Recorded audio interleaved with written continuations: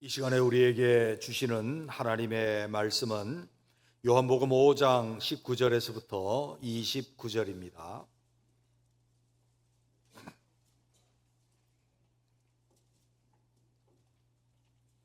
요한복음 5장 19절에서부터 29절입니다.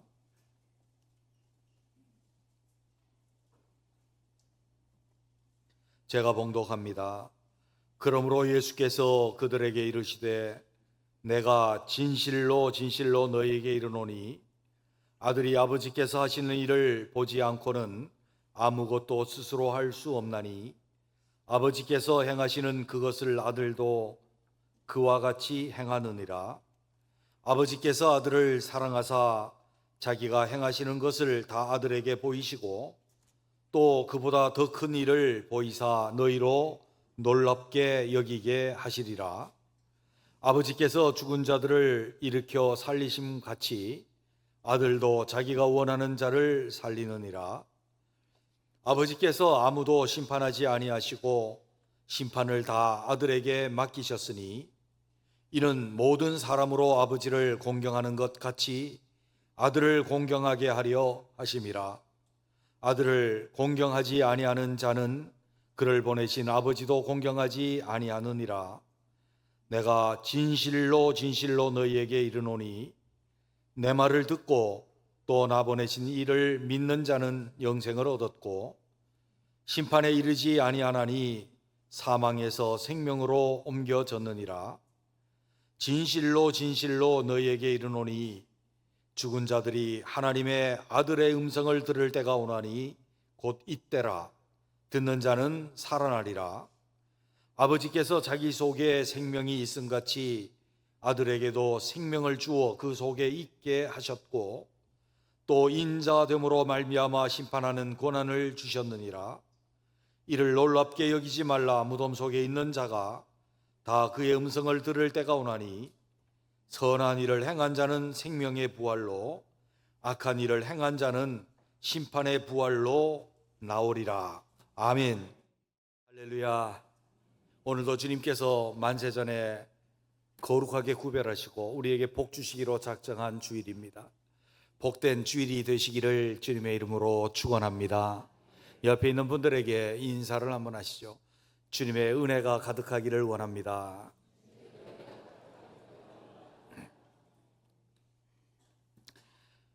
주님께서 베데스다 연못에서 38년 된 병자를 고치셨습니다. 내 자리를 들고 일어나 걸으라. 그 사람이 자리를 들고 일어나 걸었습니다. 이것은 주님께서 병든 자를 고치심으로 깨어진 인생들, 무너져 내린 인생들, 치유받아야 될 인생들을 고치시고 하늘의 온전함으로 인도하시는 주님을 나타내는 놀라운 표적이었습니다.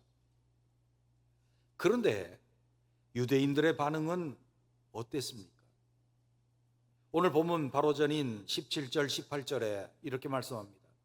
예수께서 그들에게 이르시되 내 아버지께서 이제까지 일하시니 나도 일한다 하시매 유대인들이 이로 말미암아 더욱 예수를 죽이고자 하니 이는 안식일을 범할 뿐 아니라 하나님을 자기 친아버지라 하여 자기를 하나님과 동등으로 삼으심이라.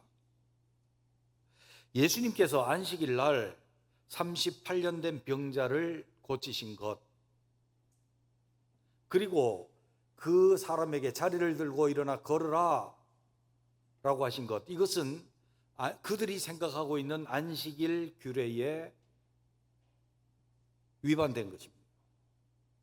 안식일 날은 아무 일도 하지 말아야 되고 안식일 날은 물건을 들었으면 1000보 이상 걷지 말아야 되었습니다.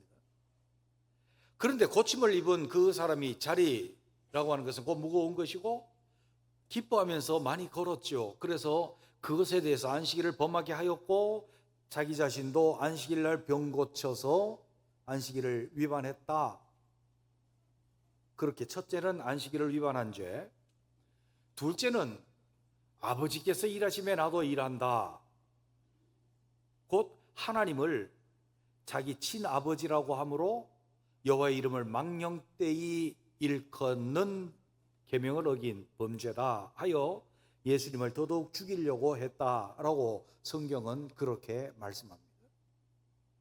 하나님께서 이 땅에 보내신 구원의 주, 구세주가 눈앞에 있음에도 불구하고 그 하늘의 표적을, 믿게 하는 표적을 보여주심에도 불구하고 유대인들의 반응은 예수님을 죽이려고 했습니다.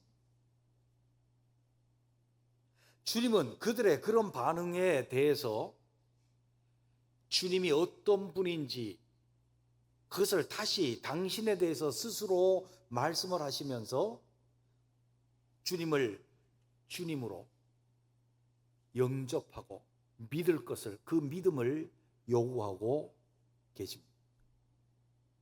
이미 우리는 이런 믿음을 가지고 있습니다. 그러나 다시 한번 우리 자신들을 돌아보면서 우리의 믿음이 흐트러지지 않았는지, 아니면 우리의 믿음이 확고함에서 흔들리고 있지는 않은지를 살펴보면서 예수님이 어떠한 예수님이신지를 다시 새기면서 우리의 믿음이 확고한 믿음을 가지게 되시기를 주님의 이름으로 축원합니다. 주님은 당신 자신을 무엇이라고 나타내고 계십니까? 그 첫째는 구원을 시행하시는 하나님의 친아들이라고 말씀하고 계십니다. 우리는 믿어야 합니다. 주님은 우리에게 구원을 시행하시는 하나님의 아들이신 줄로 믿습니다. 이 믿음이 분명해지기를 바랍니다. 19절에서부터 20절에 있는 말씀을 봅니다. 그러므로는 무엇입니까? 그들이 믿지 아니하고 예수님을 죽이려고 함으로 예수께서 그들에게 이르시되 내가 진실로 너희에게 이르노니 아들이 아버지께서 하시는 일을 보지 않고는 아무것도 스스로 할 수 없나니 아버지께서 행하시는 그것을 아들도 그와 같이 행하느니라. 아버지께서 아들을 사랑하사 자기가 행하시는 것을 다 아들에게 보이시고 또 그보다 더 큰 일을 보이사 너희로 놀랍게 여기게 하시니라. 아멘. 무슨 의미인가 하면 쉽게 설명을 드릴게요. 옛날에 간에 수공업을 하는 장인이 있어요. 아버지는 장인이요, 기술자입니다. 근데 아들이 있어요. 그때 당시에는 아버지의 가업을이 있죠. 그러면 예를 들어 대장장이라고 보십시다. 대장장이가 어떤 일을 해요. 풀무에 불을 붙이고 바람을 불어넣어서 뜨겁게 만들고 쇠를 거기다 넣어서 달구어요. 그리고 모루 위에 올려놓고 망치로 그것을 쳐요.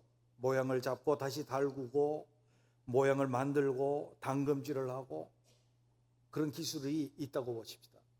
그래가지고 하는데 아들이 어릴 때부터 그것을 옆에서 봅니다. 봐요.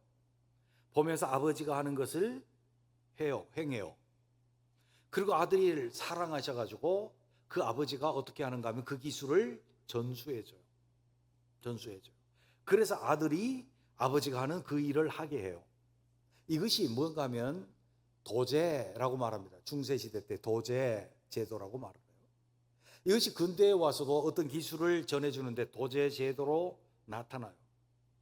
이것을 고대에 있어서도 이제 금속이나 기술이 발달하면서 사용하고 있었는데 그러한 비유를 아버지가 하는 일을 아들이 보고 아버지가 하는 것을 한다라고 하는 속담이 있었고 그런 격언이 있었어요. 그것을 차용해서 주님이 말씀해요. 하나님 아버지께서 하시는 일, 그게 뭔가 하면 생명을 살리고 죄악 중에 죽어져가는 자들, 그들을 구원하고 회복시키시는 일, 그 일을 아버지께서 하시는데 그 아버지의 계획을 아들에게 다 보여주시고 다 알려주셔서 아들이 아버지께서 하신 일을 보지 않고 스스로 하지 아니하고 아버지가 알려주시고 아버지가 하게 하시는 일을 한다는 거예요. 그것이 오늘 본문에 앞쪽에 있었던 베데스다의 38년 된 병자를 고치는 것, 그것은 아버지께서 원하시는 아버지의 뜻이요 아버지께서 이적으로 표적으로 더 큰 일을 할 것을 보여주실 일들이다 라고 하는 거예요. 그것은 생명을 살리는 일이요 구원하는 일이었어요. 그리고 뭐라고 다시 말씀을 하고 계십니까? 20절 보면 하반절 보면 또 그보다 더 큰 일을 보이사 너희로 놀랍게 여기게 하시리라. 더 큰 일을 보이사, 우리말에는 시제가 잘 안 나타나 있는데 앞으로 보이실 것이다. 앞으로 더 큰 일을 보이실 것이다. 어떤 일입니까? 아버지께서 죽은 자들을 일으켜 살리심과 같이 아들도 자기가 원하는 자들을 살리시리라. 구원과 생명의 일들을 부활하시고 그 생명의 일들을 보이셔서 너희로 놀랍게, 이 놀랍다는 것은 두려워서 놀라는 게 아니고 경이로운 일을 보게 되는 거예요. 앞쪽에 보였던 베데스다 연못가에 38년 된 병자를 바라보면서 사람들은 놀랍게 여겼습니다만 더 큰 놀라움이 예수 그리스도의 부활이요, 그 전에 주님께서 죽은 자를 살리심이요, 예수 그리스도의 부활이요, 또 그 뒤에 일어나는 두 번째 부활들, 이것이야말로 우리에게 경험되어지는 모든 일들로 우리는 경이로움에 도달하게 될 것이고, 그것을 보고 예수님을 하나님의 친아들임을 믿게 하는 근거가 되어질 것이다 라고 하는 것을 우리에게 말씀해 주고 계십니다. 여러분, 사실은요, 우리는 너무나도 잘 압니다. 하나님 아버지께서는 인간의 모든 구원을 계획하신 줄로 믿습니다. 그것을 때로는 우리는 예정하셨다, 섭리, 하나님의 경륜 속에 있다, 하나님의 섭리 속에 있다, 그렇게 말합니다. 그래서 하나님께서 예정하시고 택정하시고 어떻게 세상을 구원하고 우리를 구원하셨을지 하나님께서 계획을 다 세워놓으셨고, 그 계획을 보고 그 계획을 함께 아는 예수 그리스도께서는 그 구원을 우리에게 시행하시고 집행하신 줄로 믿습니다. 그래서 십자가를 지고 죽으셨고 부활하셨습니다.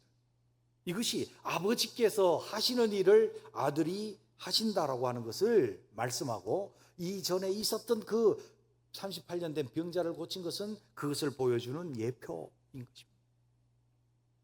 오늘 우리는 명확하게 합니다. 하나님 아버지께서 구원을 계획하셨고, 예수님께서 그 구원을 시행하시고 집행하셨고, 성령님께서는 우리 각자에게 그 구원을 적용하신다. 누가요? 하나님의 친아들이신 예수님만이 하나님 아버지의 계획을 알고 하나님 아버지의 그 구원의 계획을 시행하시고 집행하신 분이신 줄로 믿습니다. 그것을 알았다라고 한다면 예수님이 아버지께서 일하심에 나도 일한다 라고 할 때에 유대인들은 믿었을 것입니다. 우리는 바로 하나님 아버지의 구원의 계획이 우리에게 집행되어지고 성령님으로 말미암아 우리에게 적용되어진다라고 하는 이 사실들을 알면서 예수님을, 우리에게 구원을 시행하신 우리 주 예수 그리스도이라고 하는 것을 믿는데 조금도 흔들림 없는 우리가 되시기를 주의 이름으로 축원합니다. 세상에 구원이 있는 것처럼 착각하지 마십시오. 어디로 가든지 하나님께로만 도달하면 된다라고 하는 다원주의적인 그 속임수의 속삭임에 넘어가지 마십시오. 누가 우리를 공격하기를 우리는 너 얼마나 배타적인가, 왜 남을 무시하느냐라고 공격하는 그 소리에 무너지지 마십시오. 하나님을 친히 보고 하나님의 일을 알고 하나님의 구원의 계획을 집행하신 이는 우리 주 예수 그리스도밖에 없는 줄로 믿습니다. 그의 독생하신 오직 한 분밖에 없는 아들이기에 그것을 시행하신 주님이 바로 우리 주님이신 줄로 믿습니다. 우리는 우리 주님을 영접하고 믿음으로 모시고 살아가고 있습니다. 어떤 주님입니까? 하나님께서 계획하신 그 모든 구원을 우리에게 집행하시고 시행하셔서 우리로 구원받게 하신 우리 주 예수 그리스도, 우리의 주님이신 줄로 믿습니다. 아멘. 왜 아멘을 안 하십니까? 19절에 시작이 뭡니까? 내가 진실로 진실로 너희에게 이르노니, 번역하면 이래요. 내가 말한다. 아멘, 아멘. 주님이 아멘 아멘 하셨는데 마음속에 글쎄요 하는 분들은 더 믿음을 가지시기를 바랍니다. 아멘입니다. 주님은 하나님 아버지의 구원의 계획을 시행하신 하나님의 친아들 우리 주님이신 줄로 믿습니다. 두 번째로 보면 예수님은 우리의 심판주이십니다. 아멘. 22절 23절 아버지께서 아무도 심판하지 아니하시고 심판을 다 아들에게 맡기셨나니 이는 모든 사람으로 아버지를 공경하는 것 같이 아들을 공경하게 하려 하심이라. 아들을 공경하지 아니하는 자는 그를 보내신 아버지도 공경하지 아니하느니라. 아멘. 말씀의 흐름을 이해하면 말씀이 쉬워요. 주님께서 친히 아무도 심판하지 아니하신다. 이것은 하나님께서 심판하지 아니하신다는 뜻이 아니고 그 심판의 모든 기준과 근거를 예수님께 두었다라고 하는 말씀이에요. 하나님의 심판은 왜 일어납니까? 하나님께 대한 잘못된 태도 때문에, 하나님께 대한 잘못된 태도인 불경건과 불의로 진리를 막는 사람들 때문에 하나님의 진노가 하늘로부터 내려온다라고 복음의 시작에서 로마서 1장에서 사도 바울은 그렇게 말씀합니다. 그 사람들에 대한 심판과 그 진노, 그것이 일어나는데 하나님께서는 원래 율법을 정하시고 하나님과 언약을 정하시고 구약에서 그 언약으로 말미암아 언약을 깨뜨린 자, 하나님의 말씀에 대해서 불순종한 불경건하고 불의를 행하는 자에 대해서 하나님께서 심판을 하시는데 심판의 기준이 바뀐단 말이에요. 예수 그리스도의 십자가로 말미암아 하나님께서 아들에게 심판을 맡기시고 그 심판의 기준을 삼으셨어요. 근데 심판의 기준이 뭔가 하면 아들을 공경하는 자는 하나님을 공경해요. 아들을 공경하지 않은 자는 아버지를 공경하지 않기 때문에 심판을 받게 돼요. 무슨 말씀인가 하면 아들이 이 땅에 오셔서 구원을 집행할 때에 아들을 주님으로 모시고 공경하는 자는 아버지를 공경하게 되는 것이요, 그 심판의 기준은 아들을 공경함으로, 주로 모시고 공경함으로 그 사람은 심판에 이르지 아니해. 그런 아들을 공경하지 않은 자는 아버지를 공경할 수 없기에 심판에 들어가요. 우리는 날마다 예배 드릴 때마다 사도신경으로 신앙 고백할 때마다 이렇게 말합니다. 하늘에 오르사 하나님 보좌 우편에 앉아 계시다가 저리로서 산자와 죽은 자를 심판하러 오시리라. 누가요? 우리 주 예수 그리스도께서.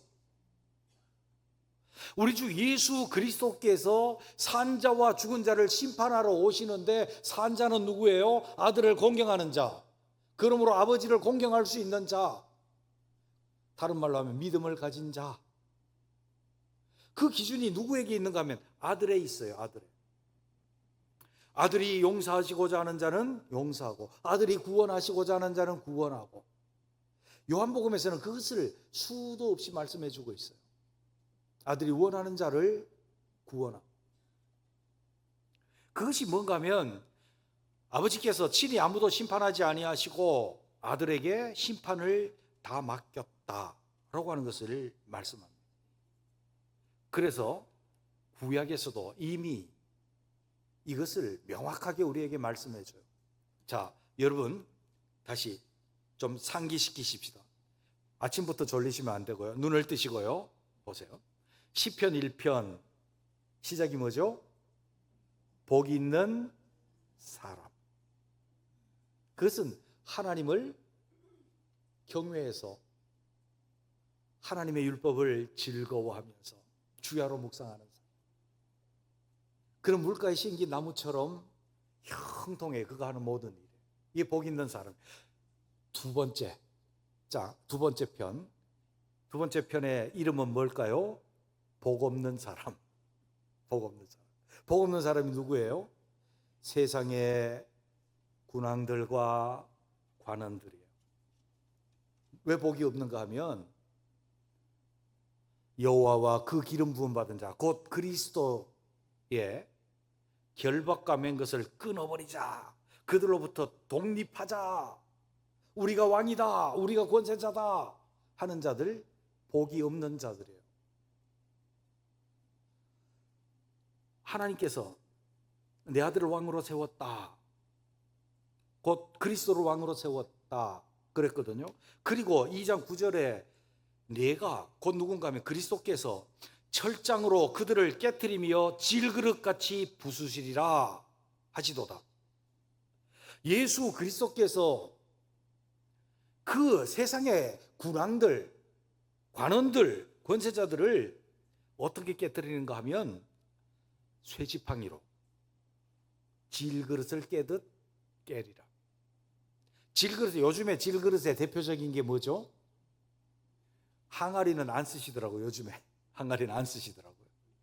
그래서 우리 저기 옥상 방수를 하면서 저쪽 교육관에 있던 그것을 내가지고 갖고 가라 그러는데 갖고 갈 사람이 없어. 아파트에 살면은 이거 쓸 수가 없어요. 그래서 별로 안 쓰고 제일 많이 쓰는 게 뭔가 화분. 그죠? 근데 화분을요, 화분에 흙이 들었고 꽤 무겁잖아요. 조심스럽게 안 다루고 들어가지고 저도요 깬 적이 있어요. 끙끙 들어가지고 살짝 넣는다고 놨는데 툭 넣으니까 쫙 갈라지더라고요. 옛날에는 간장 항아리도 한번 깨봤어요. 잘 깨져요. 그런데 쇠지팡이를 가지고 깨면은 얼마나 잘 깨지겠어요. 그것처럼 그리스도께서 그리스도에게 나오지 아니하는 자, 거기에 속하지 않은 자, 또 하나님께로부터 독립하겠다라고 하고 자기 멋대로 나를 내 뜻대로 다스리고 자기가 왕이 되어 있고 자기 권세로 살려고 하는 그들을 깨뜨리겠대요. 그러면서 뭐라고 말씀하시는가 하면 12절에 그의 아들에게 입 맞추라. 그렇지 아니하면 진노하심으로 너희가 길에서 망하리니 그의 진노가 급하심이라. 그의 진노가 급하심이라. 여호와께 피하는 모든 사람은 복이 있도다. 아멘. 복 없는 사람들에게 말합니다. 여호와께 피하는 자는 복이 있도다. 여호와께 피하는 방법은 뭡니까? 그의 아들에게 입 맞추는 것입니다. 가서 뽀뽀하라는 얘기가 아니고 이것은 전장의 이야기예요.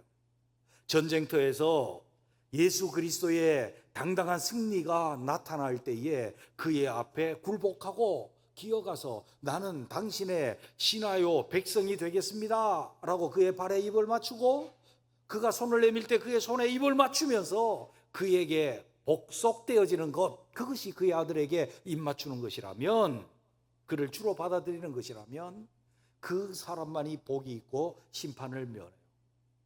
그 심판의 기준은 누구예요? 심판주인 예수 그리스도께 복종하고 그를 주로 받아들이는 것인 줄로 믿습니다. 하나님의 아들을 나의 주님으로 모시고 내가 항복입니다, 주님이 내 주님입니다 라고 그렇게 주님을 받아들이는 길만이 아들을 공경하는 길이요, 아버지를 공경하는 길이요, 심판주를 모심으로 말미암아 우리가 심판을 면하고 오히려 복이 있는 삶으로 나가는 길인 줄로 믿습니다. 세상에 하나님을 공경하는 길은 단 한 길밖에 없습니다. 예수님을 주로 영접하고 그를 공경하는 길인 줄로 믿습니다. 마지막으로 보게 되면 예수님은 당신을 누구시라고 우리에게 소개하시고 말씀합니다. 믿음의 주로 영생을 주시는 분이시라고 말씀합니다. 24절에 있는 말씀을 우리 함께 한번 읽어보겠습니다. 24절 요절이니까요. 읽어보겠습니다. 시작. 내가 진실로 진실로 너희에게 이르노니 내 말을 듣고 또 나 보내신 이를 믿는 자는 영생을 얻었고 심판에 이르지 아니하나니 사망에서 생명으로 옮겼느니라. 아멘. 아멘. 주님도 아멘 아멘 하셨잖아요. 레고 아멘 아멘. 내가 말하노니 아멘 아멘 그러셨거든. 여러분들도 아멘 크게 하니까 좋습니다. 내 말을 듣고 나 보내신 이를 믿는 자, 하나님 아버지를 믿는 거예요. 근데 주님의 말을 듣고 하나님 아버지를 믿으려고 한다면 중간에 뭔가 생략되어 있는데 뭐겠죠? 나를 믿고, 내 아버지를 믿고, 나를 공경하고 아버지를 공경하고. 주님의 말씀을 듣고 주님을 믿고 하나님 아버지를 믿는 자는 심판에 이르지 아니하나니. 어디에서 옮겼어요? 사망에서 생명으로 옮겼느니라. 이미 옮겨진 줄로 믿습니다. 그것은 우리에게 생명이 있다라고 하는 것입니다. 그래서 우리는 진실로 진실로 너에게 이르노니 죽은 자들이 하나님의 아들의 음성을 들을 때가 오나니 곧 이때라. 주님이 오셔서 말씀을 전하는 그때에 그 말씀을 들으면 우리가 살아나서 사망에서 생명으로 옮겨진 줄로 믿습니다. 주님의 구원의 역사는요, 옮기는 역사예요. 옮기는 역사. 맨 처음에 옮긴 사람이 누군가 하면 아담이에요. 하나님께서 아담을 지어서 어디로 옮겼어요? 에덴 동산으로 옮기셨습니다. 아브라함을 불러서 메소포타미아 지방에서 어디로 옮겼어요? 가나안 땅, 미래의 하나님의 나라로 옮겼어요. 그의 자손들을 애굽에서 옮겨서 가나안 땅으로 옮겼어요. 스데반이 그렇게 옮겼다라고 말씀해요. 그 다음에는요, 예수님께서 우리를 흑암의 권세에서 건져내어 그의 사랑의 아들의 나라로 옮겼습니다. 할렐루야. 옮겼어요. 오늘 본문은 뭐라 그래요? 사망에서 생명으로 옮겼어요. 이사 갔단 말이에요. 이사 갔단 말이에요. 이민 갔단 말이에요. 우리는 사망에서 옮겨서 생명으로 이민 온 자들인 줄로 믿습니다. 그래서 우리는요, 우리에게 이미 뭐가 있어요? 생명이 있고 우리는 생명 안에서 살게 된 줄로 믿습니다. 우리 속에는 영생이 있습니다. 아들이 있는 자에게는 생명이 있고 하나님의 아들이 없는 자에게는 생명이 없습니다. 우리는 예수 그리스도를 우리 속에 영접하고 모시고 믿고 살아가기에 우리에게는 이미 생명이 있고 사망에서 옮겨서 생명으로 옮겨진 사람들인 줄로 믿습니다. 하나님 나라로 옮겨졌습니다. 우리는 옮겨졌고 이미 옮겨졌습니다. 여러분에게 영생이 지금 있습니까? 앞으로 영생을 받아야 합니까? 이미 영생을 받았습니다. 우리 속에 영원한 생명이 있습니다. 그렇기 때문에 죽어도 살겠고 살아서 나를 믿는 자는 영원히 살리라. 아멘. 그게 일어나는 거예요. 예수 그리스도는 내가 믿기만 하고 그를 내 속에 영접하기만 하면 우리에게 영생을 주시는 생명의 주님이신 줄로 믿습니다. 그리고 부활할 것입니다. 28절, 이를 놀랍게 여기지 말라. 무덤 속에 있는 자들이 다 그의 음성을 들을 때가 오나니. 무덤 속에 있는 자들도 그의 음성을 듣고 영원한 생명 얻어 부활하게 될 줄로 믿습니다. 29절, 선한 일을 행한 자는 생명의 부활로, 악한 일을 행한 자는 심판의 부활로 나오리라. 여기 선행은 우리가 말하는 도덕적인 선행이 아님을 우리는 잘 알고 있습니다. 에베소 2장 10절에 보면 우리는 그가 만드신 바라 그리스도 예수 안에서 선한 일을 위하여 지으심을 받은 자니, 이 일은 곧 선한 일은 하나님이 전에 예비하사 우리로 그 가운데 예수 그리스도 가운데 행하게 하려 하심이라. 예수 그리스도 안에서 행하는 일이 선행인 줄로 믿습니다. 히브리서 13장 21절, 모든 선한 일에 너희를 온전하게 하사 자기 뜻을 행하게 하시고. 선한 일은 하나님의 뜻을 행하는 것이 선한 일인 줄로 믿습니다. 요한복음 6장 40절에는 내 아버지의 뜻은 아들을 보고 믿는 자마다 영생을 얻는 이것이니, 아버지 뜻 행하는 게 무엇입니까? 우리가 영생 얻는 일을 하는 것이 좋은 일, 선행인 줄로 믿습니다. 다른 사람으로 하여금 예수 그리스도를 믿고 영생을 얻게 하는 일이 선행인 거예요. 갈라디아서 1장 4절에 보면 그리스도께서 하나님 곧 우리 주 아버지의 뜻을 따라 이 악한 세대에서 우리를 건지시고 우리 죄를 대속하기 위하여 자기 몸을 주셨으니, 하나님 아버지의 뜻은 바로 예수 그리스도를 통한 구원의 역사예요. 그러면 다른 선행은요? 도덕적인 선행은요? 우리의 진정한 하나님의 뜻을 행하는 선행에서 나온 부가적인 선행인 줄로 믿습니다. 그냥 따라오는 부가적인 선행이에요. 사랑의 열매로서의 선행입니다. 하나님 아버지의 뜻을 행함으로 긍휼, 사랑, 그 속에 나오는 선행, 그것은 우리 속에 있는 사랑의 열매로서의 선행인 거예요. 그러므로 진짜 선행의 본질은 뭡니까? 하나님 아버지를 믿고 영생을 얻는 것이며 영생의 일을 하는 것이 선행이요, 그 부가적인 열매로서의 선행이 도덕적인 선행으로 이어지게 되는 것입니다. 그렇기 때문에 진짜 선을 행하는 자들은 영생의 부활로 나오게 될 줄로 믿습니다.